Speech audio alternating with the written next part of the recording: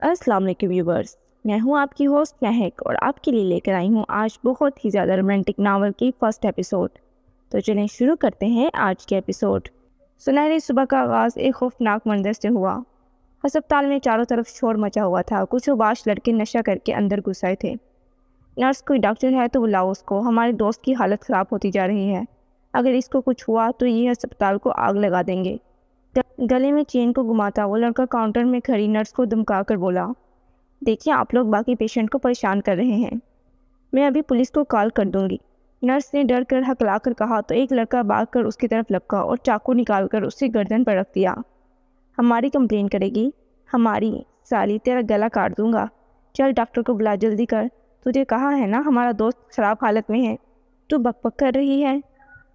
چاقو کی نوک اس کے ماس میں گھس سی گئی تھی اور ایک لائن سے خون کا قطرہ ٹپکا۔ نرس بوکھلا گئی۔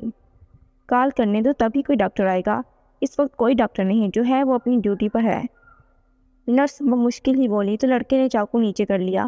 اس نے کھل کر لمبا سانس لیا اور پی ٹی سی ایس پر نمبر ڈائل کرنے لگی۔ یار یہ نرس ڈرامے کر رہی ہے، کوئی بھی ڈاکٹر پکڑ یہاں سے، وقت بہت کم ہے، خون بہت بہہ گیا ہے۔ ایک لڑکا جو اپنی زخمی دوست کو پکڑ کر کھڑا تھا غصے سے بولا۔ باقی بھی اس کی بات پر متفق ہوئے۔ نرس کو چھوڑ وہ آس پاس دیکھنے لگا۔ سامنے سے ایک لڑکی آتی دکھائی دی، ہاتھ میں ڈراپ باکس اور گلے میں لٹک رہے کارڈ کو دیکھ کر وہ اس کی طرف بڑھے اور دیکھتے ہی دیکھتے سارے شور شرابے میں وہ لڑکی کو اٹھا کر لے گئی۔ نرس پھٹی آنکھوں سے دیکھتی رہ گئی، پھر ہوش آئے تو پولیس کو کال کر دی۔ چودھری صاحب، نیاز شور مچاتا ہوا حاکم حویلی میں داخل ہوا۔ اور نیازے کیا ہو گیا ہے، کیوں سویرے سویرے میرا نام جب رہا ہے؟ چودھری صاحب اپنے مخصوص انداز میں بولتا برآمدے میں آیا۔ چودھری صاحب، آپ کے پوتے نے پھر میری زمینوں میں ہل ڈال دیا اور بیل گاڑیوں کی ریس لگوائی، میری تازہ فصل خراب ہو جائیں گی۔ نیاز نے اپنا دکھ رویا پر چودھری حاکم ہنسنے لگے۔ چودھری صاحب آپ ہنس رہے ہو؟ نیاز نے بے یقینی سے دیکھا۔ اور نیازے تیری فصل کا نقصان میں پورا کر دوں گا، پر میرے پوتے کو مت روک، ایک وہی تو میرا سہارا ہے۔ چودھری حاکم نے ٹھنڈی آ بڑھی۔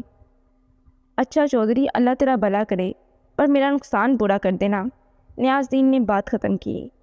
ہاں نیازے، کل ہی وکیل کو کہہ کر تیرے کھاتے میں رقم ڈال دوں گا، حاکم نے مسکرا کر کہا تو نیاز دین بھی بے فکری سے واپس چلا گیا۔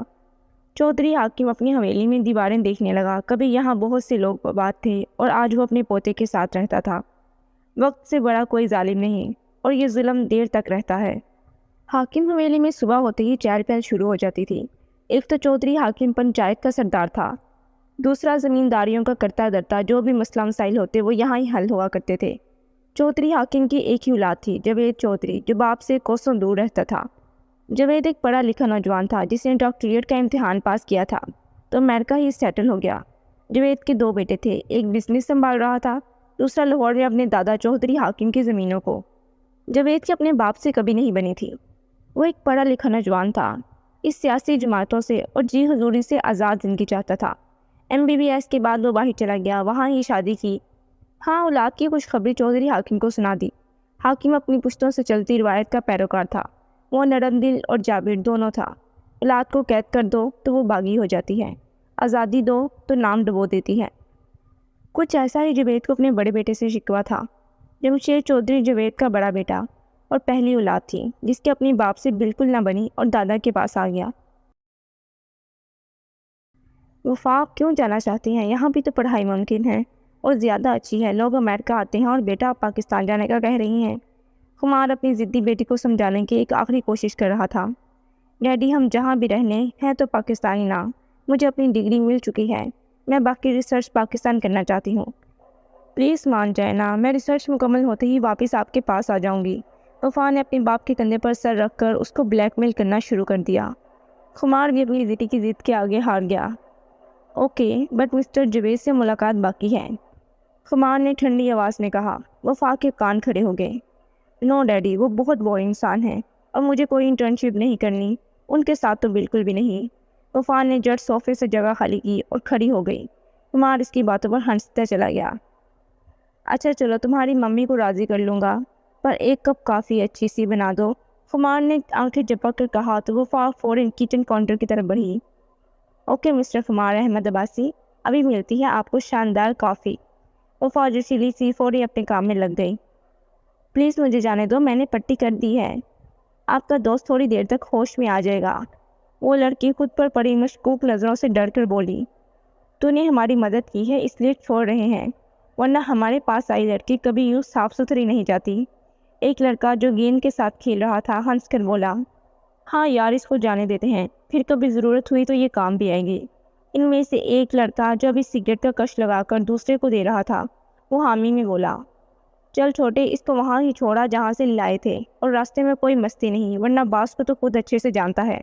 گیند کو دیوار پر مار کر وہ کرسی سے اٹھا اور مدھم روشنی میں جلتی بجھتی لائٹ کو پکڑ کر گہری نظر سے کہتے اس کے پاس آیا، ہاں ہاں بھائی بے فکر رہو، لڑکی محفوظ رہے گی۔ وہ ڈر سے 2 قدم پیچھے ہوا اور پھر جلدی سے اس کوارٹر سے نکلا۔ لڑکی اس کے ہمراہ چلتی آس پاس کا ماحول دیکھنے لگی جو قدرے عجیب تھا۔ وہ خوف سے اپنا منہ چھپا کر اس کے پیچھے چلتی اس ایریا سے نکلی۔ نیرو پینٹ کے ساتھ باریک وائٹ شرٹ، کسرتی بدن جس میں ساری رگ رگ نظر آ رہی تھی۔ پانی میں غوطہ لگانے کے بعد اس کا جسم پوری طرح ظاہر ہو رہا تھا۔ چہرے پر مسکان اور ماتھے پر شکن اس کو سب سے الگ بناتی تھی۔ وہ اپنی مرضی کا مالک تھا، جو دل کرتا وہی کرتا۔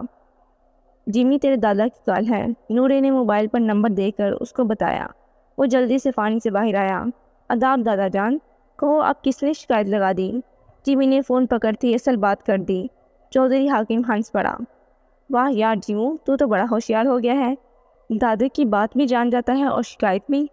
چودھری نے خوش ہو کر کہا، دادا جان وہ زمین میں نے ٹھیک کروا دی تھی، نیاز ایسے ہی پریشان ہو گیا، میں نے 7 کی زمین پر مقابلہ رکھا تھا اور جیت بھی گیا۔ جمشید نے اپنی جیت کا اعلان کیا۔ اچھا یار سن جمشید، اپنے باپ کو فون کر لے، 8 سال ہو گیا، میرے جگر ایسا نہ کر، کیوں بڑھاپے میں دادا کی جان لے گا؟